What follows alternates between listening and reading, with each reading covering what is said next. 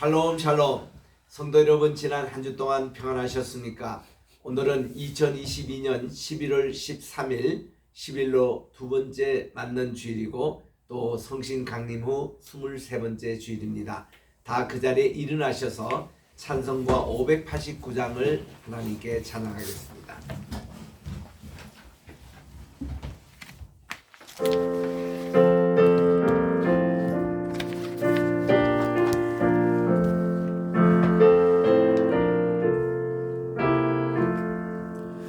넓은 들에 익은 곳이 황금 물결 되지며 어디든지 태양빛에 향기 진동하도다.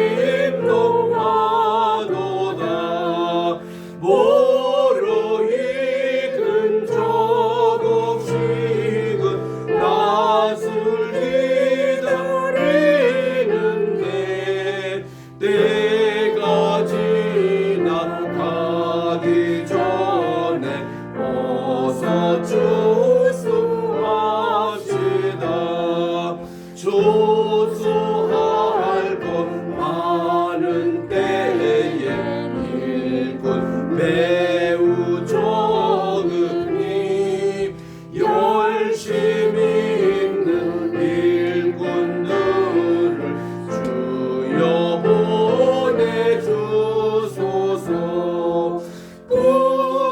뿌르익은 조국식은 낯을 기다리는데 때가 지나가기 전에 어서 추수하시다. 먼 동틀 때 일어나서 일찍 들에 나가 황혼 때가 되기까지 추수하게 하소서. 무르익은 조국식은 낯을 기다리는데 때가 지나가기 전에 어서 추수합시다. 거두들이 모든 알고 전국 창고들이로 주가 베풀 잔치 자리 우리 찬양하겠네. 무르익은 조국식은 낯을 기다리는데 때가 지나가기 전에 어서 추수합시다. 아멘. 그리스도의 평강이 너의 마음을 주장하게 하라. 너희는 평강을 위하여 한 몸으로 부르심을 받았나니 너희는 또한 감사하는 자가 되라.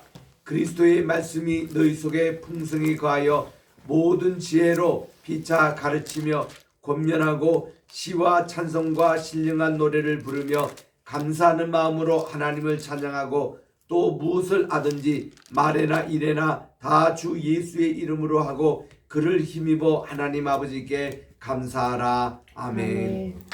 만복의 근원이 되시며 만왕의 왕이 되시고 만주의 주가 되시는 존귀하신 하나님 아버지께 영광과 찬송과 존귀를 세세 영원 무궁토록 돌려드립니다.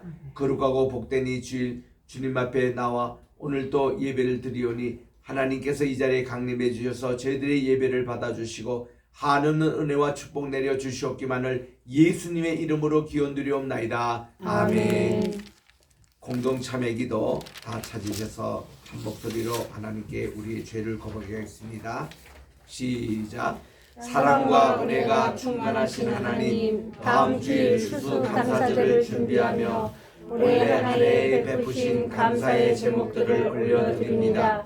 예수님의 이름으로 하나님 아버지께 감사하게 하옵소서. 죄악들인 시기, 살인, 미움, 분쟁, 욕망, 사기, 악독, 수분성하는 행동, 비방과 비평, 교만과 자랑, 악을 도모함, 불효, 불평, 무질서, 약속을 어김, 무자비 등 모든 죄악들과 허물들을 용서해 주옵소서. 저희들이 주님의 보혈과 권능을 믿고 삶을 바꾸고 주님 안에서 새 피조물 되게 하소서. 그리하여 저희가 생명의 주님이신 예수 그리스도 안에서 나날이 행복과 삶의 즐거움을 누리게 하옵소서. 오늘 예배를 통해 의와 진실과 영으로 새롭게 되어 주님의 자녀로 태어나게 하옵소서. 다시 오실 예수님의 이름으로 기도드립니다. 아멘. 우리 여러분들이 오늘 고백한 모든 죄가 예수님의 보혈의 능력으로 다 죄사함 받을 줄 믿습니다. 이제 우리 교동문 105번입니다. 105번 감사절 교동문을 하겠습니다. 104번. 여호와께 감사하라. 그는 선하시며 그 인자심이 영원하도다. 여호와께 감사하고 그의 이름을 불러 아뢰며 그가 하는 일을 만민 중에 알게 할지어다. 그들이 광야 사막길에서 방황하며 거주할 성읍을 찾지 못하고 줄이고 목이 말라 그들의 영혼이 그들 안에서 피곤하였도다. 이에 그들이 근심 중에 여호와께 부르짖으매 그들의 고통에서 건지시고 또 바른 길로 인도하사 거주할 성읍에 이르게 하셨도다. 여호와의 인자심과 인생에게 행하신 기적으로 말미암아 그를 찬송할지로다. 그가 사모하는 영혼에게 만족을 주시며 줄인 영혼에게 좋은 것으로 채워주시리로다. 아멘. 4장 찬송입니다.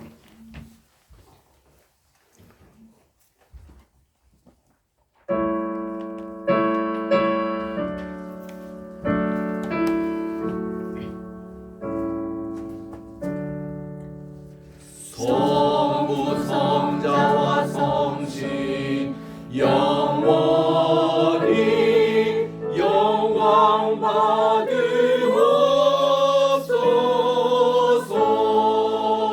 대초로 지금까지 또 길이 영원 무궁 성삼위께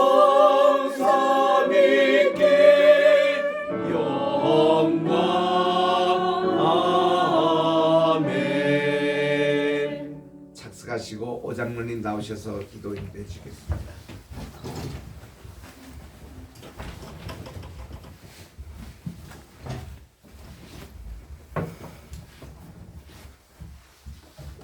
마치겠습니다.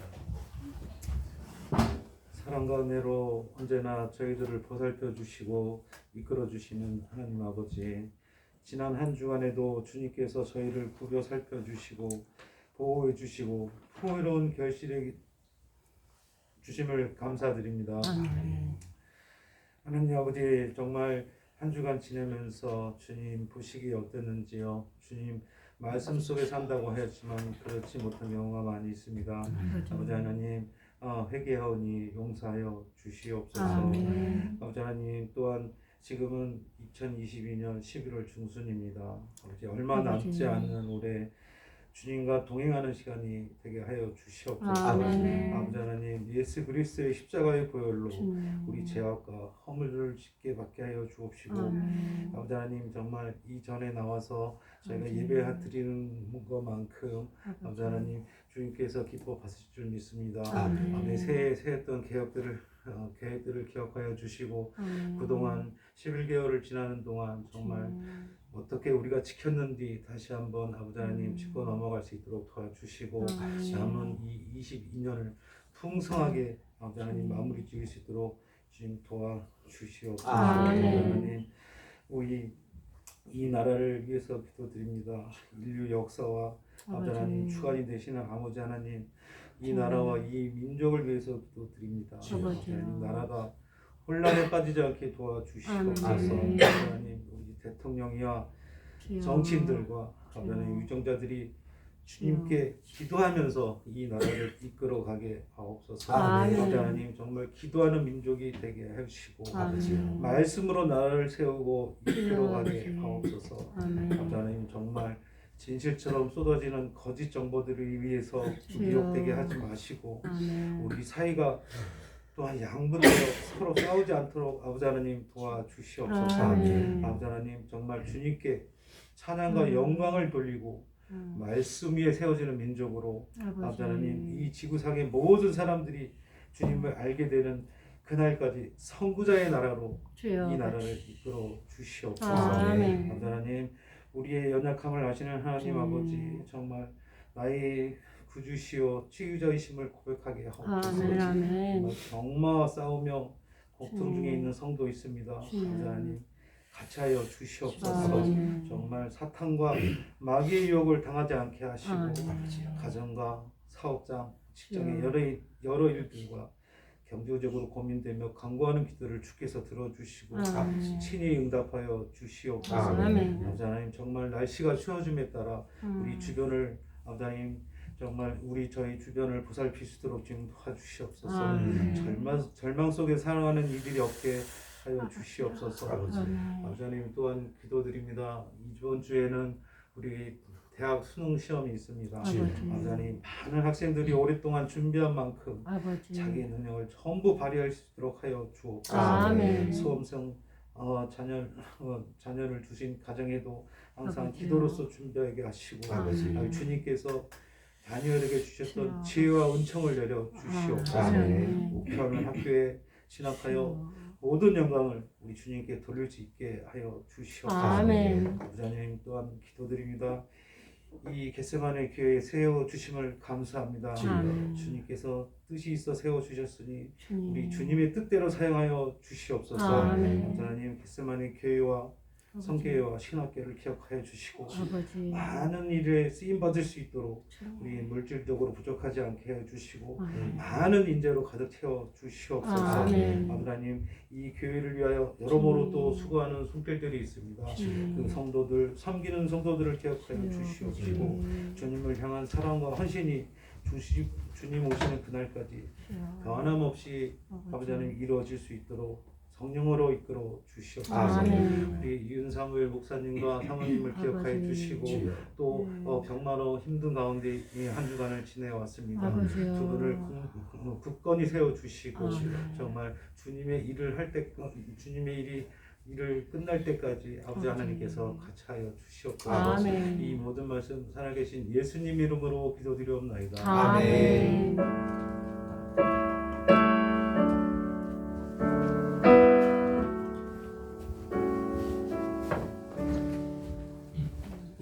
오늘 주시는 하나님의 말씀은 요한복음 7장에 있는 말씀입니다.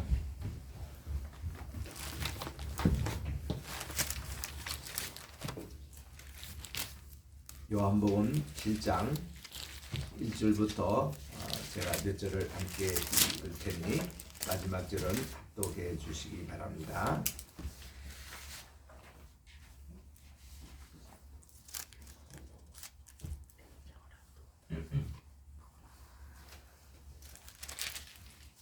제가 1절부터 5절까지 읽을 테니까 여러분들은 8절, 9절 두 절을 합독해 주시기 바랍니다. 그 후에 예수께서 갈릴리에서 다니시고 유대에서 다니려 아니하심은 유대인들이 죽이려 함이르라. 유대인의 명절인 초막절이 가까운지라. 그 형제들이 예수께 이르되 당신이 행하는 일을 제자들에게도 보게 여기를 떠나 유대로 가소서. 스스로 나타나기를 구하면서 묻혀서 일하는 사람이 없나니 이 일을 행하려 하거든 자신을 세상에 나타내소서 하니 이는 그 형제들까지도 예수를 믿지 아니함이르라. 8절 시작. 너희는 명절에 올라가라. 내 때가 아직 차지 못하였으니 나는 이 명절에 아직 올라가지 아니하노라. 이 말씀을 하시고 갈릴리에 머물러 계시니라. 아멘. 박사람 우리 선생님 나오셔서 승하겠습니다.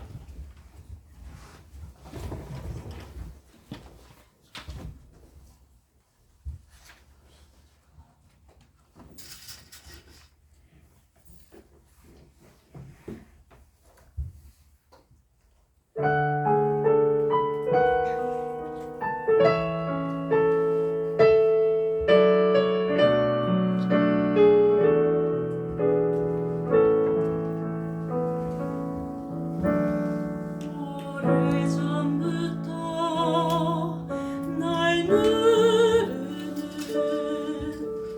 내 안에 깊은 절망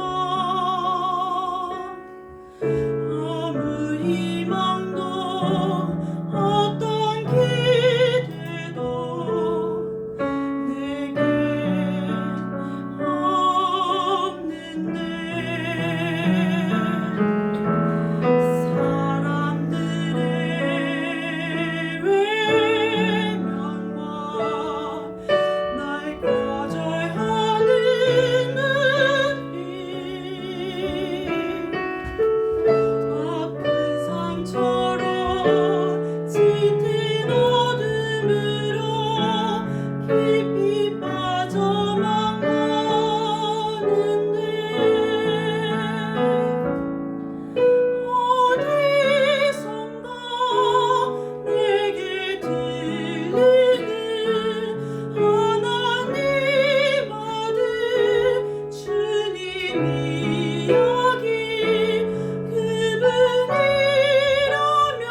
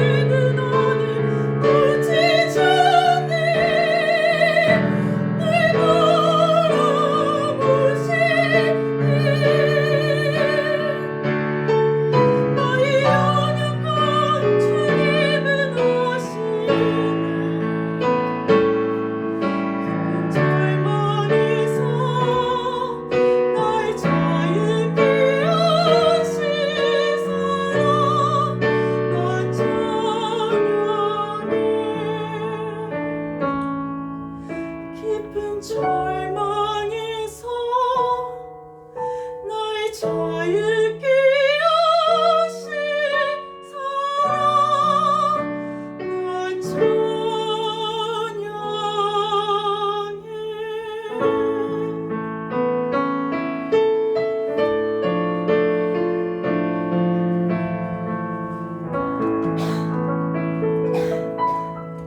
아멘.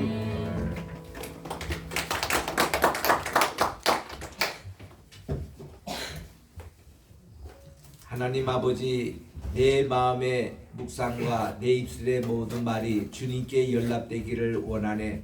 오늘도 주님 찬양을 또 들으신 주님, 우리 마음속에 오늘도 감사와 기쁨의 마음을 가지고 주님을 찬양하며 말씀을 대하기를 원하오니, 오늘도 준비된 요한복음 7장에 있는 말씀이 저희들의 마음의 신비에 새겨져서 30배, 60배, 100배의 결실 맺는 복된 시간 되게 도와주시옵기만을 예수님의 이름으로 기도합니다. 아멘.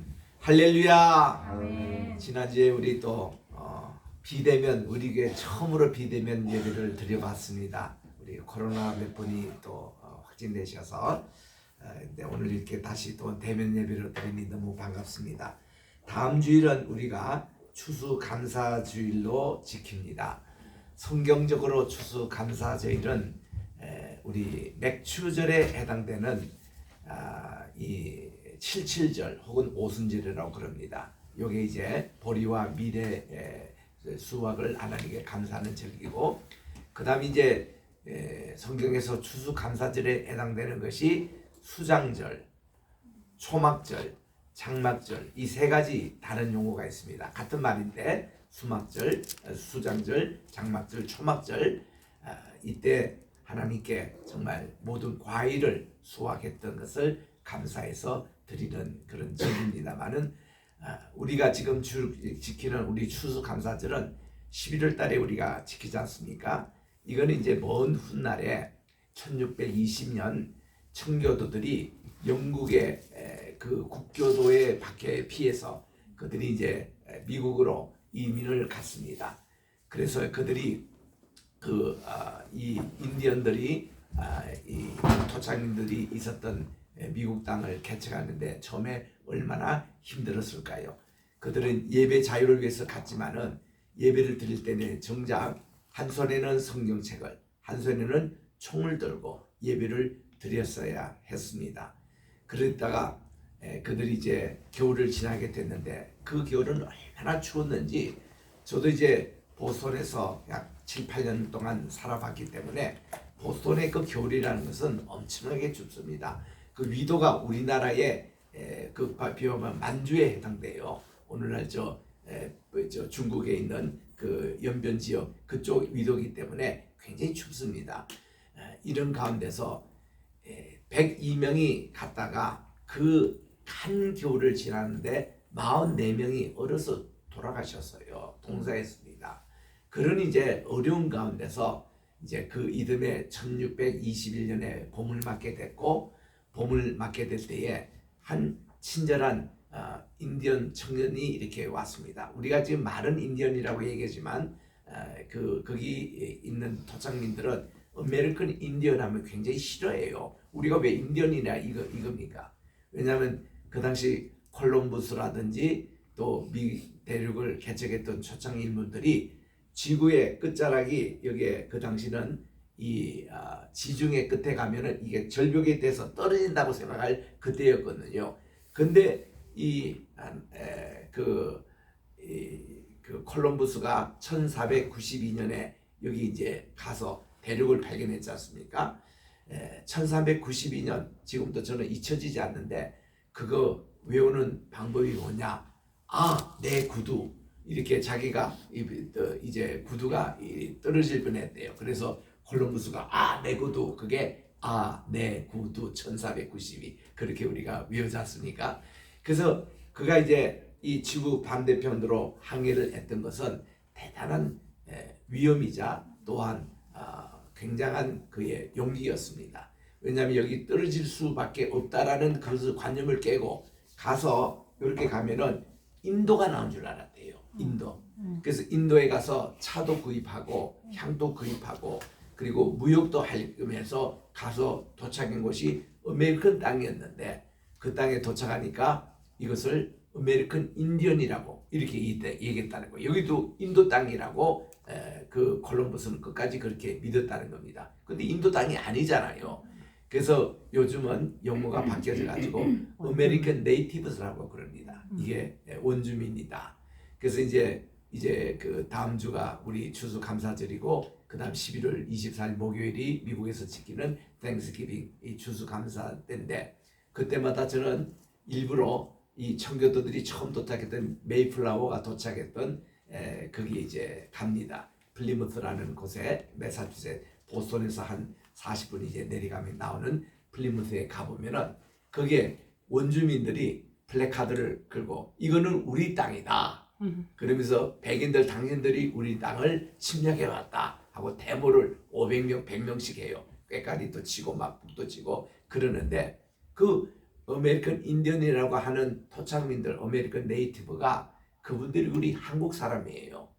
이 한국 분이 이렇게 이제 베링해를 넘어가지고 도보로 넘어서 북아메리카 캐나다에 정착을 하고 그분들이 내려가서 남아메리카까지 내려가서 이렇게 했던 이 아메리칸이 온 땅이 그게 우리 한국 땅이라는 것을 자기들 스스로가 우리 한국에 와서 그것을 점검을 합니다. 그 최초로 북미 남이 통틀어서 현대 민주주의 대통령으로 당선된 분은 에바 모레라스라고 볼리비아 대통령이었어요. 그분이 바로 원주민 출신입니다. 그분이 대통령 당선되자 한 달 만에 우리나라에 오셨잖아요. 그러니 우리나라에 오셨을 때 우리나라도 국빈 대접하고 좋은 호텔에 이렇게 그 머물게 하고 다 그랬는데 자기는 다 사양하고 나는 이 한국 땅에 온 이유는 우리 조상을 찾으러 왔다. 그래가지고 그분이 일부러 안동부터 시작해서 시골만 다니면서 우리나라의 곳곳이 한 달 동안 그가 방문을 했습니다. 그리고는 고국 볼리비아 돌아갈 때 한 얘기가 있어요. 그래 우리 북미주 낭민주의 우리 조상에 되는 이 토착민은 한국에서 온 게 맞다. 나는 한국에 가서 다 점검을 해봤다. 사는 방식이고 또 이게 이 표현이며 또 이런 모든 하는 일들이 보니까 우리 아메리칸에 있는 토착민들하고 똑같은 그런 생활을 하더라는 것을 이제 발표를 했어요.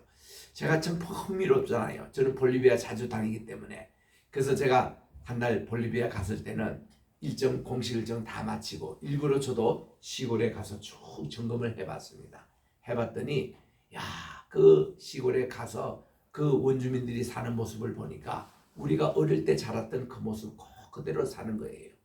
그 농경부터 시작해서 그들의 사는 거며 뜨개질하고 옷을 입고 애를 이렇게 업고 키우고 물동이를 이렇게 하고 그리고 떡을 해먹고 우리와 김치와 비슷한 음식을 해먹고 또 몽골 반절이 다 있는 겁니다. 그래서 이게 우리의 뿌리가 맞다라는 것을 대통령이 와서 인정을 했고 그 후로 우리나라와 거의 이렇게 가깝게 외교를 지금 아메리칸 분들이 많이 합니다. 여러분 빌 클린턴도요. 그분의 조상을 따지고 가면은 그분의 4대손 위로 오면은 그분이 아메리칸 토착민이었대요. 그래서 그분 피에도 한국의 피가 있다고 얘기를 하고 있습니다. 뭐 그분뿐입니까? 일본의 천황도 발표했잖아요. 아키히토 촌토랑이 지금 현재 총왕의 아버지가 되는 그분도 지금 또 살아 있습니다. 이분이 그 20년 전에 일본에 발표해가지고 큰 아주 파장을 일본에 일으켰습니다. 우리 조상은 조선 땅 백제의 후예가 이게 일본에 와서 그 시작된 곳으로 우리는 본토민이 한국에 뿌리가 있다. 한국이 우리 조상이다. 우리 형님 나라다. 이거를 공식으로 발표했잖아요. 그래서 일본에 큰 파장을 일으켰는데 일본에서 그 다음 한 주 만에 이게 진정이 됐습니다. 이유는 뭘까요? 우리나라의 국보에 있는 모든 역사의 그 유물이 이 일본에 지금 다 가 있습니다. 몇 점? 6,200점이나. 그래서 우리가 일제강점기 이후에 한 12년이 흘렀잖아요. 그러니까 1921년에 동아일보에 그게 사실에 보면은 일본이 그동안 12년 동안 한국의 국보부 때는 역사의 유물들을 다 훔쳐간 것이 6,200점이라고 딱 나와 있어요. 그래서 저는 그 기사를 기억하고 일본에 가서 그걸 보고 싶었습니다. 봤더니 동경 대학교에 제가 특강 갔을 때에 총장을 모시고 그쪽으로 간 거예요. 가니까 천왕 있는 머무는 그 뒤역에 박물관이 있는데 거기에 지하실에 가니까 야, 우리나라 국보부 때는 그 유물들이 하나도 훼손되지 않고 얼마나 잘 병원하고 있는지. 일본 분들은 역사 유품을 보관하는 데는 세계적입니다. 습도 맞추고 온도 맞추고 해서 하나도 글씨가 틀리지 않도록 다 이렇게 있는 거예요. 그 보니까요, 우리나라보다도 역사를 더 자세하게 알아요, 일본 사람들이. 왜냐하면 원본이 거기 다 있기 때문에. 당군이 신화가 아닌 거 거기 다 나옵니다. 당군이 실제로 있었던 얘기부터 시작해서 다 나옵니다. 이거는 이제 후에 이제 아베의 그 수장의 외할아버지가 되는 그분이 마지막 우리나라의 이 조선 총독부 있었던 분인데, 그분이 4년 동안에 걸쳐서 식민사관으로 우리나라 바꿨잖아요. 그때 창씨 개명하고 또한 신사참배를 강요하고 또 바꾼 것이 우리는 역사를 바꿔서 식민사관으로 만들어가지고 우리나라가 자기들이 BC 600명 일왕의 그게 최초이기 때문에 그 이전 역사는 전부 다 신화라고 그렇게 밝히고, 그래서 당군이 신화가 된 겁니다. 그리고는 그 후에 자기들 일본 중심으로 그 역사를 많이 왜곡해가지고 된 그 식민지 사관을 이 일본 사람이 믿는 사람 아무도 없습니다. 우리 한국 사람은 믿고 있지. 응? 그리고는 까마귀가 얼마나 좋은 새인지 일본에 가면 그게 길조거든요. 까마귀 우는 날은 정말 좋다고 이렇게 하는 그런 내용도 일본에서 자기들이 까마귀를 타작해서 우리 한국 사람이 어떻게 가능하면은, 야, 까마귀는 재수 없다, 까마귀가 울면은 그날 뭐가 있다 하고는 반대로 각설난 거예요. 그 우리는 어릴 때 까마귀가 다 그 기분 나쁜 새인 줄 알았습니다. 근데 일본에 가보니까 깜짝 놀랐어요. 일본은 뭐 좋은 이 천황 있는 그쪽에도 전부 다 까마귀가 자기들이 새로 그렇게 있는 거예요. 그 왜 그러냐고 물어보니까 식민사관에서 그래 바꿔놨더라고. 그러니까 우리가 이런 거를 전부 다 우리 이제는 바꿔야 됩니다. 예를 들면 우리 어릴 때만 해도요, 우리나라 한반도 지도를 그려놓고 이 포항 끝에 있는 요 영일만을 토끼골이라 배웠습니다. 우리나라는 토끼같이 생겨가지고 그랬다 했는데 우리 토끼꽃으로 알았거든요. 근데 포항에 가보니까 호미가시라 돼 있어. 호미가 지금도 그렇게 돼 있습니다. 호랑이 꼴이네. 아니 우리는 토끼 꼴을 배웠는데 왜 호랑이 꼴이지? 조사해보니까 이 토끼로 바뀌는 또 식민사관에서 바꿔놨더라고. 그 전까지만 해도 한국이 다 신치호 선생님 또 이렇게 최남선 선생님 이런 분들, 우리나라 주시경 선생님, 최인배 선생님 다 이런 분들이 민족사관에서 우리나라의 모습은 호랑이의 모습으로 그렇게 나와서 그게 호미곶으로 되어 있는데 일본이 그렇게 살짝 바꿔놓은 거예요. 그러니까 이런 거를 이제는 우리가 다 이제 바꿀 필요가 있다. 옛날에 국민학교를 초등학교나 바꾸지 말고 이제는 이런 개념조차도 바꿔서 당군을 더 이상 신화라고 가르치지 말고 우리는 이 실화입니다. 실화. 일본 사람도 그렇게 알아요. 그래서 저를 안내했던 천황에 있는 이 역사의 진품들이 거기 다 있어서 깜짝 놀랐습니다. 그래서 우리 한국학을 전공하는 4분이 저를 따라왔는데 이분이 한국에 대한 역사를 얘기하는데 상고사에 대해서 우리보다 훨씬 정확하게 알고 있는 거예요. 그래서 내가 그랬습니다. 이거 다 우리 한국에 좀 돌려달라 그랬더니 못 준다는 거예요. 왜 그러냐 했더니 그동안 우리가 지금 1920년부터 60년부터 지금 보관된 보관비 무슨 내라는 거예요. 왜 그런 얘기 했냐 했더니 자기들이 그때 이걸 수입할 때 한국에 가보니까 한국에는 역사적인 유물과 이것을 거의 다 버린대요. 쓰레기 취급한대요. 이런 거를 자기들이 다 모아가지고 지금까지 보관해 줬다는 겁니다. 그 말에 저도 할 말이 없더라고. 우리 한국 분들은 역사 유품을 보존하는 이 습관이 안 돼 있어가지고 어떤 어른이 돌아가시면요, 전부 다 그 귀신 붙었다고 전부 다 불태우는 게 일입니다. 다 없애는 게 일이에요. 우리나라 뭐 남아있는 게 없습니다. 그런 면에서. 그런 이제 일본이라든지 독일이라든지 미국이라든지 이런 분들은 이 역사에 대한 유품 보존하는 게 많거든요. 그래서 우리가 미국에 가더라도 아메리칸 이제는 인디언이라는 말 쓰지 않고 네이티브라고 하는데 그분들이 한국의 뿌리를 가지고 있고 우리 한국에 대해서 굉장히 아주 고맙게 생각하고 있고 그러니까 내가 이제 미국에 살면서 야 이민 생활하면서 얼마나 미국 사람들에 대해서 때로는 차별도 당하고 스트레스를 많이 받습니까? 내가 이것을 알고 나서는 그다음 얼마나 내가 떳떳하게 생각하는지. 이놈들아, 미국이가 한국 땅이야. 너희들 불법 침입했지. 우리는 세금도 안 받고 너희들 지금 살게 하는 거 고마운 줄 알아라 하고 미국 사람 이 교수들 학생들 인내면서 내가 이런 얘기를 막 선포하고 들려줍니다. 그러면 이분들이요 끽 소리 못합니다.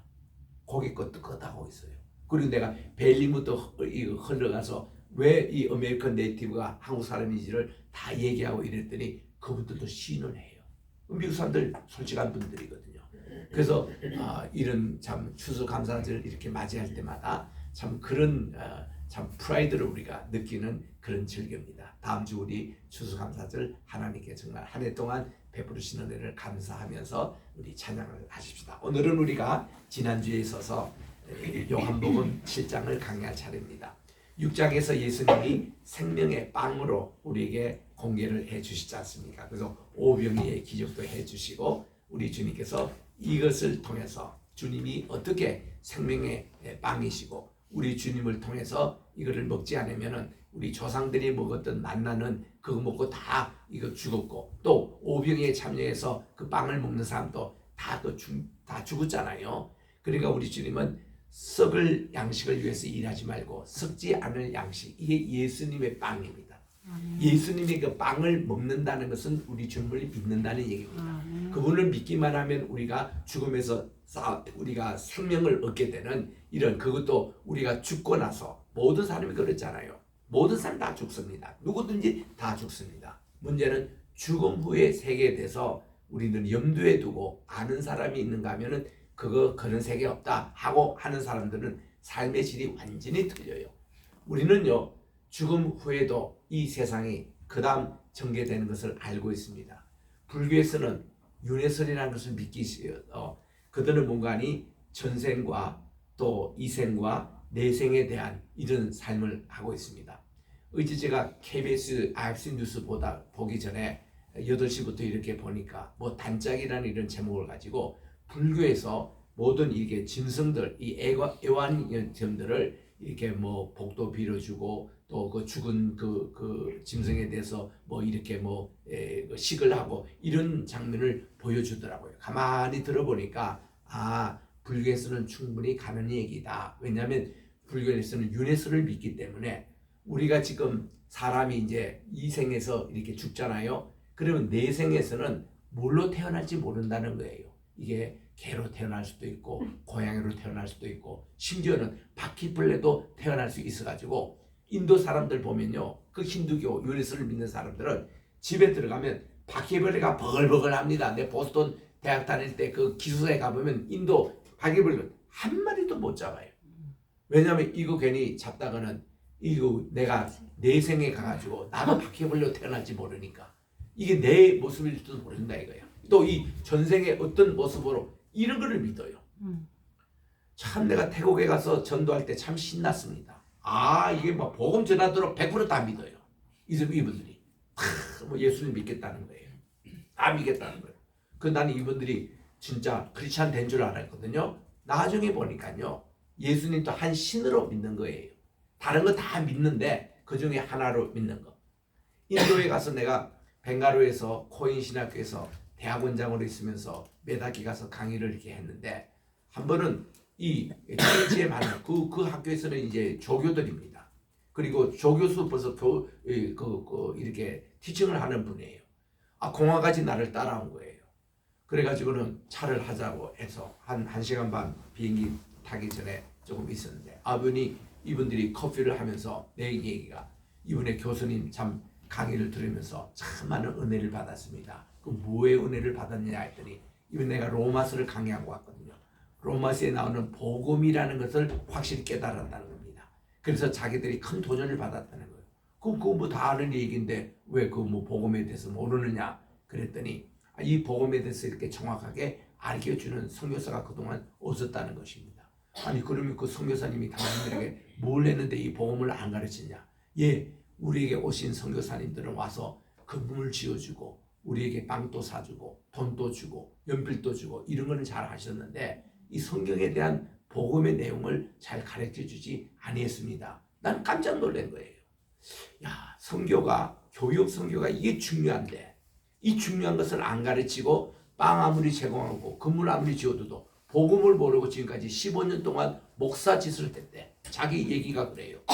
그러면서 자기들은 이 복음의 확실한 그 정수를 모르기 때문에 오늘 이렇게 예배를 그분들이 침례교 목사님이에요. 예배를 인도하고 나서는 집에 가면은 또 집안에 섬기는 신이 있대요. 그러니까 또 5종류가 있대. 그것을 또 저녁에 가서 또 섬긴대. 이거를 지금까지 했다는 거야. 근데 제가 이제 강의를 하면서 뭔가니 이 복음 위에는 권위 없다. 예수 그리스도 위에는 권위 없다고 확실하게 내가 말씀을 증거했거든요. 근데 이분들이 도전이 된 거예요. 아, 이제는 가서 자기 신주 단지 그거 다 없애야 되겠네요. 다 오늘로 불태워야 되겠네요. 이런 얘기를 하더라고. 그거 당연히 없애야죠. 복음 아니 지금 침례교 목사님으로 이게 예배를 드리고 또 집에 가서 그 무슨 짓입니까? 이 일본 사람이 꼭 그렇게 합니다. 일본 사람들이. 그래서 제가 확실하게 그 말씀을 드리니 그렇게 고마워하더라고요. 여러분 우리가요 이중잣대 이거 싫어합니다. 하나님께서요 비를 주관하는 분이 하나님이냐 바알이냐 오늘 택해라. 엘리야가 갈멜산 선상에서 확실히 전언했잖아요. 그런데 하늘에서 불이 내려와 가지고 이 제물을 태운 것은 하나님의 제단뿐이었습니다. 바알은 아니었습니다. 그래서 이 백성들이 머뭇머뭇하다가 여호와 하나님이 진짜 우리의 비를 주관하는 신분이다. 그렇게 믿을 때에 폭우가 쏟아져 가지고 3년 반 동안 내려졌던 비가 그렇게 내려왔던 것 아닙니까? 이게 바로 예수님을 믿는 방법이에요. 예수님이 오늘도 생명의 떡이라고 말씀하면서 생명의 빵이라고 내게 이거를 먹지 않는 자는 절대로 생명을 이제 받을 수 없다. 그 말씀으로 이제 이분들이 탁 전하니까 많은 사람들이 너무 이 말씀이 어렵다고 다 도망가는 거예요. 그 뭔가니 예수님을 믿지 아니했다는 겁니다. 예수님을 생명의 빵으로 영접하지 아니했다는 겁니다. 그리고 예수님의 가까운 측근들 제자들도 예수님도 떠났어요. 마지막 남은 제자가 뭔가 12명밖에 남지 않았습니다. 그 가버나움 회당을 탁 메웠던 군중들, 어저께 오병이어를 보고서 예수님을 왕으로 삼으려고 왔던 그 모든 군중들이 하나씩 다 떠나고, 왜냐? 믿어지지가 않는 거예요. 예수님 무슨 생명의 빵이냐? 저분이 우리가 잘 아는데, 저분이 나사렛 저 동네에서 자랐던 목사의 아들 아니냐? 그 형제들도 우리가 잘 아는데, 다 이런 내용입니다. 그 다 떠나간 거예요. 그러니까 12명 남은 가운데서 너희들도 나를 떠나느냐 하니까 베드로가 이르되 주님 영생의 말씀이 여기 계시는데 우리가 누구에게로 가오리까? 우리는 주님이 그리스도시요 하나님의 살아계신 하나님의 아들이심을 믿습니다. 그렇게 우리 주님께 말씀을 드릴 때 그래 고맙다. 그런데 이 중에 한 명은 아니네. 가룟 유다를 얘기합니다. 배반하고 우림을 준하게 떠나는 12명 가운데서도 또 한 명이 또 아니에요. 이만큼 예수님을 그렇게 믿는다는 게 쉬운 일은 아닙니다. 오늘 그 현상이 오늘 7장에 또 나타나는 거예요. 7장이 지금 초막절이 됐거든요. 이 초막절이 바로 우리 다음 주에 읽을 우리 추수감사절과 같은 겁니다. 이 시즌이 왔는데 우리 그때는요 다 6월절 때, 7절 때, 초막절 때, 3절기는 유료로 말하면 할례를 받고 또 말씀의 그 계명의 아들이 되는 13살 때의 성인식을 하지 않습니까? 그 모든 남자들은 반드시 성전에 가서 예배를 드려야 됐습니다. 그래서 이제 초막절이 가까워질 때에 예수님의 형제들이 그런 얘기합니다. 이 형제다라는 게 어떻게 생각하면 우리가 예수님이 마리아부터 태어났기 때문에 요셉과 관계없이 태어난 성령의 잉태에서 태어난 분이잖아요. 그런데 그 후에 예수님 태어나신 후에 마리아와 요셉 사이에 정식 결혼해가지고 여기서 태어난 그 자기들의 육신의 동생이 있었습니다. 야곱보, 유다, 시몬 그리고 요셉이라는 네 형제가 있고 두 자기 여동생이 또 있었대요. 그러니까 6명의 자기 동생들이 있는 겁니다. 그래서 이 동생들이 뭔가 하면 형님 이번 초막절에는 예루살렘에 가서 좀 크게 한번 해봅시다. 이거 뭐 갈릴리 여기 조그마한 가버나움 여기서 몇 사람이나 알아주겠습니까? 이번에 예수님께서 가셔가지고 기적 몇 개만 행하십시오. 그러면 돈 챙기는 거 우리가 하겠습니다. 우리 이때 한번 돈 한번 벌어봅시다. 이런 사업적인 마인드로 예수님께 제안했던 거예요. 근데 예수님이 너 아니다 그랬습니다. 왜냐하면은 그들의 육신적인 생각이 아니라 우리 주님은 영적인 할 진짜 구원의 사역이 있었던 거죠. 근데 이렇게 예수님 동생들조차도 예수님이 믿지 않는 이유가 있었습니다. 이유는 뭘까요? 그게 마리아가 이 동생들에게 얘기를 안 해준 겁니다. 마리아가 엄마로서 이 예수님이 어떻게 태어났다는 것, 네 아빠하고 내가 관계에서 이렇게 태어난 게 아니고 이분은 성령님의 잉태에서 태어났다는 것을 동생이 얘기 안 해준 거예요. 두 번째로 자기 아빠가 되는 요셉도 마찬가지입니다. 요셉도 꿈속에서 그 비밀을 알았잖아요. 근데 이 동생들은 얘기를 안 했습니다. 여기에 대해서 왜 안 했을까 하는데 신학자 브레드라는 독일 학자가 이런 얘기했습니다. 메시아닉 시크릿이라고 메시아의 비밀이라는 책에서 이런 얘기를 했습니다. 왜 예수님이 자기가 메시아라는 것을 숨기고 또 마리아나 요셉도 조차도 예수님에 대해서 동네 사람들도 얘기를 하나도 안 했어요. 이분이 어떻게 태어나신 분 이것을 마리아도 얘기를 안 했습니다. 괜히 그거를 얘기했다가는 사탄 마귀가 예수님의 사역을 방해해가지고 결국 십자가도 못 지키게 하고 결국 우리를 속량 구속 제물로 바치지 못하게끔 그 방해가 치료하기 때문에 지금은 때가 아니라는 거예요. 예수님이 십자가 치실 그때가 때가 있다는 거죠. 그래서 우리 주님이 My time is not yet. 내 때가 아직 아니다. 그렇게 주님이 말씀을 하신 겁니다. 주님의 때라는 것을 카이로스라 그래요. 하나님의 때입니다. 하나님 때가 아직은 아니다. 이게 이미 우리 3번이나 읽었잖아요. 앞에 보니까 가나의 혼인잔치에서 마리아가 예수님이 도착하실 때 야, 이 집에 포도주가 다 떨어졌다 그러니까 유인이요, 어머니요, 왜 그런 말씀을 제게 하십니까?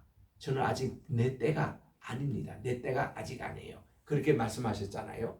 그리고 2장 40절 보면 또 그 말씀을 또 합니다. 아직도 제 때가 아닙니다. 그런데 오늘 또 우리 주님이 또 내 때가 아니라고 말씀해 주시는 겁니다. 그러니 너희들이 먼저 올라가거라. 나는 조금 이따 올라가겠다. 이런 내용인데 우리 이 개역 성경을 보면요. 예수님이 꼭 거짓말 같이 이렇게 번역이 되어 있습니다. 한번 7장 거기 이제 거기 보세요. 이제 예수님의 그 동생들이 이렇게 얘기하니까 8절에 보니 너희는 명절에 올라가라. 내 때가 아직 차지 못하겠으니 나는 이 명절에 아직 올라가지 아니하겠노라 해서 얼른 보면 이것이 이번 명절에는 올라가지 않겠다고 이렇게 들립니다. 얼른 보면요. 근데 여기 아직이라는 요거를 이제라고 바꿔서 번역하는 게 좋습니다. 지금 요 시간에 내가 올라가지 않지만 조금 후에 올라가겠다 그 뜻이에요. 내가 지금은 올라가지 아니하겠노라 그런 내용입니다. 그래서 이 말씀하시고 갈릴리에 머물러 계신다 그랬습니다. 그런데 우리 요한복음 17장 1절에 보면요. 이제 내 때가 왔사오니 그게 나옵니다. 계속 16장 전까지는 내 때가 아직 이르지 않았다 하신 예수님이 17장에 갔을 때 내 때가 왔사오니 우리 주님이 십자가 칠 때가 다 왔다는 겁니다. 그래서 아버지 이 아들을 영화롭게 해 주십시오. 그래서 주님의 때라는 것은 우리 겟셋마네 동산에서 내 원대로 마옵시고 아버지의 원대로 행하여 주시옵소서. 내 원이라는 것은 십자가 지지 않겠다는 겁니다. 아버지의 원이라는 것은 십자가 치는 거예요. 그래서 내가 십자가 지겠습니다 하고 정말 이 땀방울이 핏방울로 변해서 이 겟셋마네 기도를 했지 않습니까? 우리 교회가 겟셋마네 교회, 겟셋마네 동산, 또 겟셋마네 신학교, 선교회 하는 것은요. 예수님이 시작하신 곳이 바로 겟셋마네 교회였던 거예요. 최초 교회입니다. 그리고 예수님 신학교가 바로 겟셋마네 신학교. 그 선교회가 바로 그 동네에서 시작됐는데 그 핵심이 그겁니다. 이게 땀방울이 핏방울이 변하여. 이걸 의학적으로 설명은 어떻게 하면은 우리가 땀을 흘리는데요. 심장이 터질 정도의 고민과 고뇌 가운데 있을 때에 이게 진짜 핏방울로 변한대요. 이게 바위에 뚝뚝 떨어진 것이 겟셋마네 정신입니다. 철저하게 내 원대로 맙시고 아버지를 원대로 행하고 정말 하나님의 때가 이것을 이리 중시하는 내용이었습니다. 그래서 우리 예수님의 동생들이 먼저 올라가고 우리 주님은 느지막하게 그 초막절 중간쯤 예루살렘에 도착하셨습니다.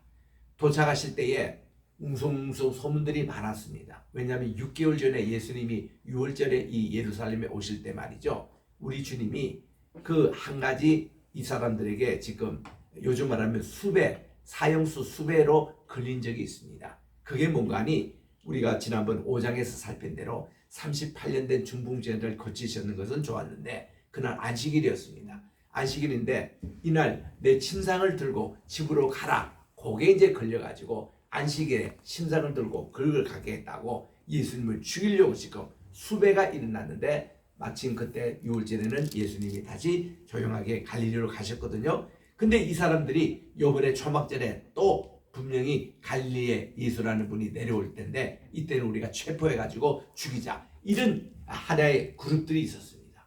그래가지고 예수님에 대한 소문이 많았는데 예수님의 동생들도 이제 거기 있었고 다 그랬잖아요. 그런데 우리 주님이 초막절 중간에 말이죠. 뭐 어디 숨어 있지도 않고 해서 공개적으로 또 드러나서 우리 주님이 이제 말씀을 하셨습니다. 설교 말씀을 하고 있으니까 많은 또 백성들이 오고 아주 신기하게 들었습니다. 그러면서 15절에 보니 유대인들이 놀랍게 여겨 아니 이 사람은 어디서 배웠는가? 어떻게 글을 아는가? 우리가 알기로는 저 나사렛 그저 있는 회당 출신 정도로 알고 있는데 요즘 말하면 초등학교 정도 출신이에요. 그런데 저분이 말하는 거 보니까 웅변술이고 또 성경을 인용하는 거 보니까 웬만한 신학교에서 교수들도 저렇게 못하는 이런 얘기를 유창하게 하시니까 이분들이 다 신기하게 여긴 겁니다. 그때 예수님이 말씀하시길 내 교육은 내 것이 아니고 나를 보내신 분이 것인데 하나님의 뜻을 행하려고 내가 이게 왔다고 해서 우리 주님은 자기 자신을 하나님의 아들로 선언하고 하나님이 자기를 보내신 걸로 이렇게 나오니까 더 백성들이 더 난리가 났습니다. 저 신성모독죄라고. 그 20절에 보니까 무리가 대답하되 당신이 귀신 들렸도다. 무슨 당신을 죽이려고 합니까? 할 때 여러분 이 한국 성경에 귀신이라고 번역한 거 있잖아요. 이거 참다 막이라고 고치세요. 우리 성경은 한 번도 귀신이라는 말이 나오지 않습니다. 이 귀신이라는 것은 한국 성경에만 이렇게 나와요.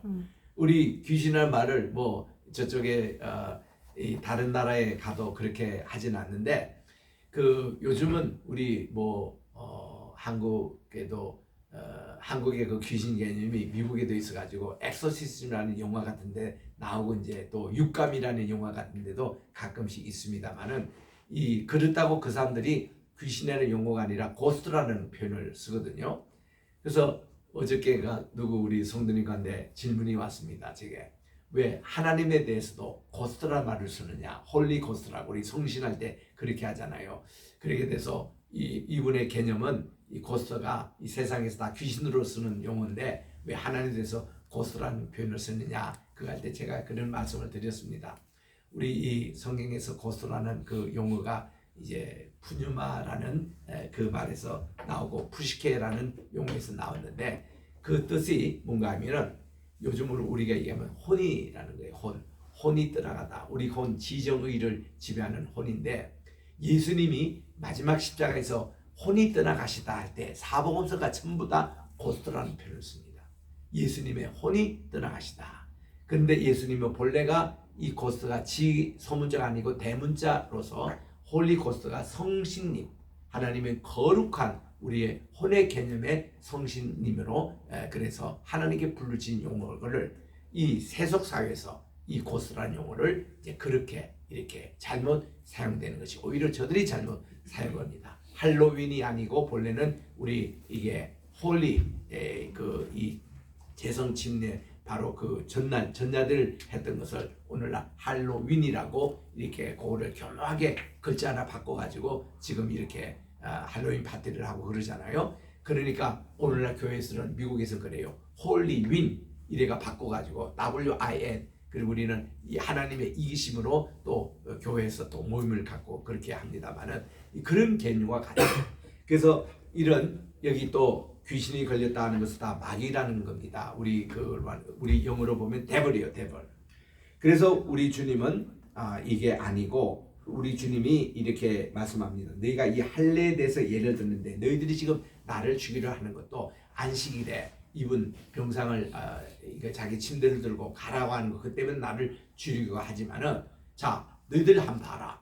할례 주일날 하니 안 하니 안식일 때 하니 안 하니 난지 8일 만에 할례를 행하게 됐거든요. 근데 태어났어요. 해는 딱 8일날이 안식일이었어. 그날 안식일이라고 할례를 안 하느냐? 모세가 하게 했습니다. 율법에 그거 허용합니다. 아니 할례는 하게 하는데 왜 사람 이거 38년이나 중풍병 된 사람 고치는 거 그건 뭐가 잘못됐느냐?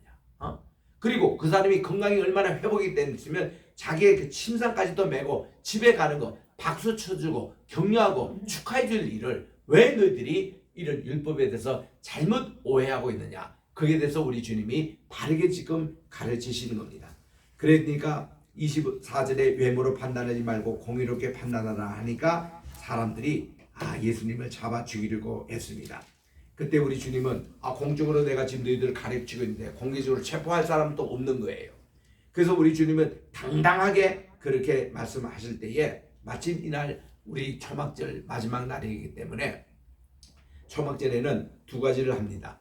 그들이 40년 동안 광야 생활에서 천막 생행한 것을 기억해서 천막을 쳐놓고 그들이 이제 축하를 하는데 맨 마지막에 이제 제사장이 실로암 못에 가서 물을 길어와요.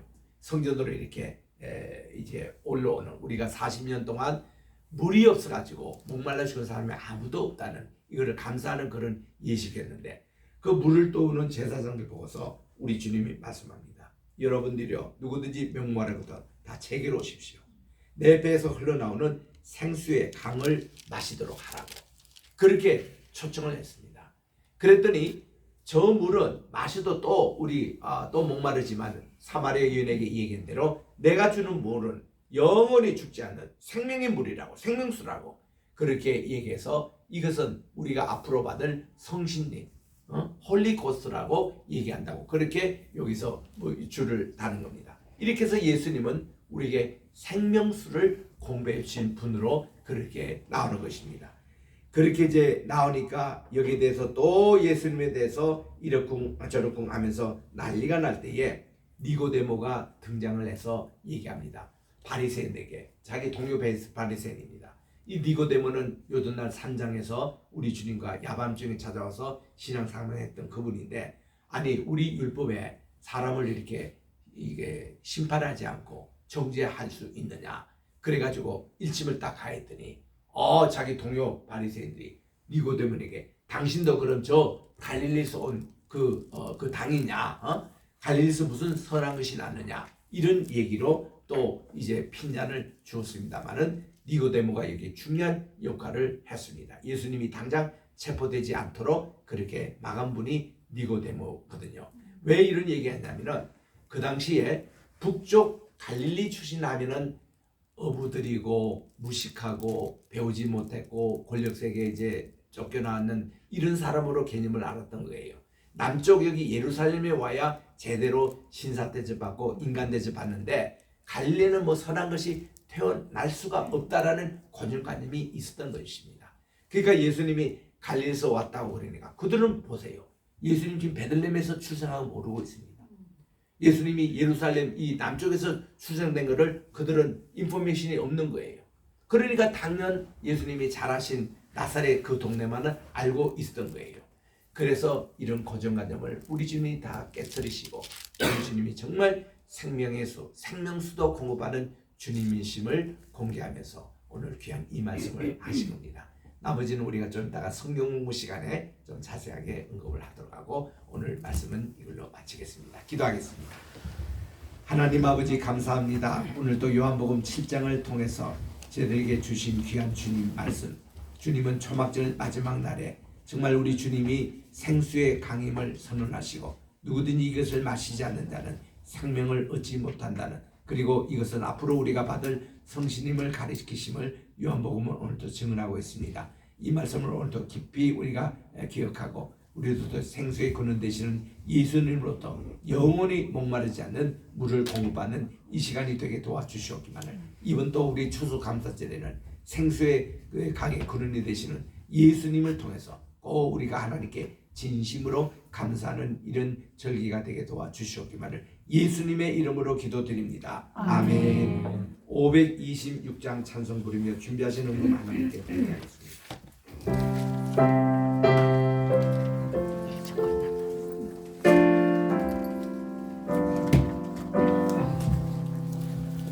모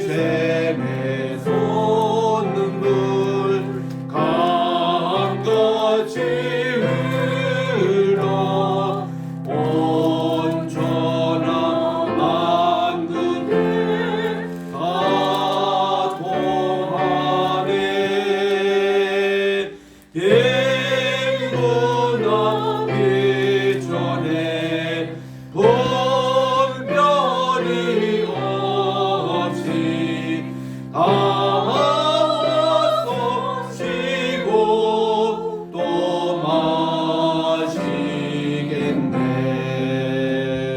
생명수 샘물을 마신 자마다 목 다시 마르지 아니하고 속에서 솟아나 생수가 되어 영원히 솟아 늘 풍성하리. 이 샘의 이름은 생수의 샘물 저수정빛같이 늘 맑도다. 어린 양 보좌가 근원이 되어 생명수 샘이 늘 그치지 않네. 아멘. 하나님 아버지, 오늘도 귀한 주님께 예물을 가지고 바치는 손길이 있습니다. 10의 1조를 드리는 김재철 장로님 가정, 또 우리 권사님 가정 위에 하나님 함께하여 주시옵시고, 오늘도 감사 예물로 드리는 또 오선미 가정, 우리 귀국 준비 중에 있는 아이들과 취업 중에 있는 아이들과 함께하여 주신 주님 좋은 길로 인도해 주십시오. 기도 제목을 주님께 바칩니다. 또 무명으로 주님께 드립니다. 이경래 성도님 주님께 드립니다. 박사련 감사의 예물, 안소희 10의 1조를 드립니다. 또 무명으로 주일 헌명을 드립니다. 또 저희 가정에서 범사에 감사드립니다. 에베네셀의 하나님을 찬양합니다. 또 무명으로 감사드리고 이성진 성도님 하나님께 감사 예물로 드립니다. 이 모든 예물을 받아주시고 하나님 이 모든 귀한 예물이 하나님 복음 전하는 사업에 귀하게 사용해 주시고 저들의 가게가 정말 넘치도록 채워주셔서 많이 또 우리 선교 헌금하고 또 구제하는 데도 사용할 수 있도록 도와주시고 특별히 건강에 책임 허락해 주셔서 아버지께서 저들에게 아버지 함께하여 주시옵소서. 특별히 군 복무 가운데서 오늘도 교회 와서 그냥 반주로 봉사하고 있는 우리 최주찬 형제에게 함께 해주시고 남은 군생활 잘 끝까지 건강하게 마치고 또 이제 다시 사회로 복원할 수 있도록 하나님 은혜 베풀어 주시옵소서. 이 모든 말씀 예수님의 이름으로 기도드립니다. 아멘. 다 일어나셔서 1장 찬송으로 하나님께 성령을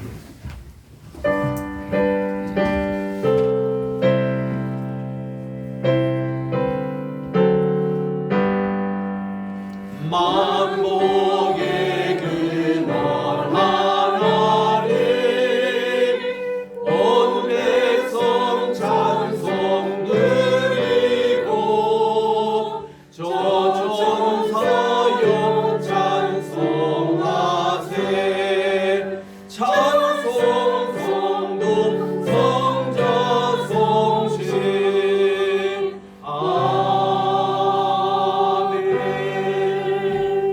이제는 우리 주 예수 그리스도의 은혜와 하나님 아버지의 만각하신 사랑하심과 보혜사 성신님의 감화감동 교통 충만하신 역사가 오늘도 말씀을 듣고 영생수를 공급받는 모든 성도들 머리 위에, 그래서 그들은 죽음 후에도 정말 영원한 생명, 무궁한 생명을 얻는 이 복된 삶 위에 이제로부터 영원토록 함께 계실지어다. 아멘.